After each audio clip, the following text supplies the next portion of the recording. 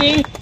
আপনারা জানেন যে আমাদের একজন অত্যন্ত গুরুত্বপূর্ণ জুলাই যোদ্ধা শরীফ ওসমান হাদী, তিনি ইনকিলাব মঞ্চের মুখপাত্র এবং ঢাকা ৮ আসনের স্বতন্ত্র প্রার্থী। তিনি গতকাল ঢাকা শহরের বুকে প্রকাশ্য দিবালোকে সন্ত্রাসীদের দ্বারা, ছাত্রলীগের সন্ত্রাসীদের দ্বারা গুলির শিকার হয়েছেন এবং এই মুহূর্তে জীবন মৃত্যুর সন্ধিক্ষণে হাসপাতালে আছেন।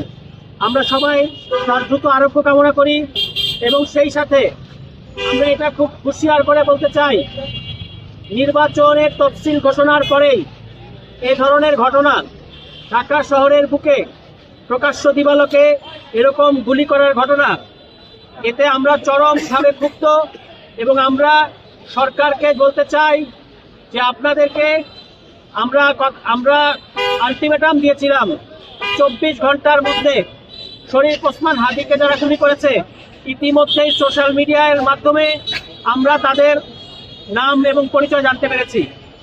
আপনারা এখনো কিন্তু 24 ঘন্টা পার হয়ে যাওয়ার পরেও সরকার কিংবা স্বরাষ্ট্র মন্ত্রণালয় সেই সন্ত্রাসীদের গ্রেফতার করতে পারে নাই।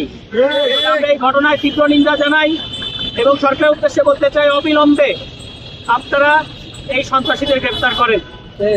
এবং আপনারা আরো দেখতে পেয়েছেন যে আমাদের একজন স্বরাষ্ট্র উপদেষ্টা আছেন, মন্ত্রীর পদমর্যাদা একজন স্বরাষ্ট্র উপদেষ্টা আছেন, যাকে আইন শৃঙ্খলা পরিস্থিতি নিয়ে প্রশ্ন করলে তিনি পেঁয়াজের দাম নিয়ে উত্তর দেন, যেমন গেছে তেমন।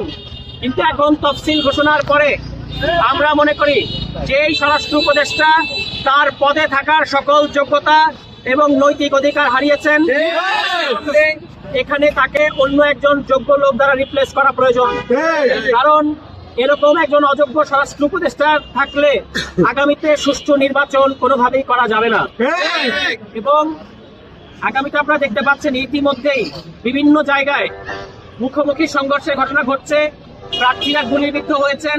ফলে আমরা আমাদের নিরাপত্তা নিয়ে শঙ্কিত, আমরা কোনোভাবেই ভীত নই এবং আমরা মনে করি যে আমরা রাজপথে ছিলাম, রাজপথে আছি এবং রাজপথে থাকবো। কিন্তু সরকারের দায়িত্ব আছে, যত প্রার্থী আছে আপনারা আজকে বলেছেন যে প্রয়োজনে প্রার্থীরা অস্ত্র, লাইসেন্স প্রাপ্ত অস্ত্র ক্যারি করবে। আমরা আপনাদেরকে জিজ্ঞেস করতে চাই, স্বরাষ্ট্র উপদেষ্টাকে জিজ্ঞেস করতে চাই, আমরা কি নির্বাচন করব নাকি সন্ত্রাসীদের সাথে গোলাগুলি করব? কাজ হচ্ছে নির্বাচন করা।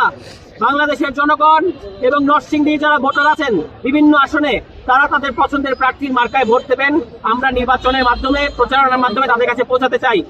তাদের সন্ত্রাসীদের সাথে গোলাগুলি করা এটা আমাদের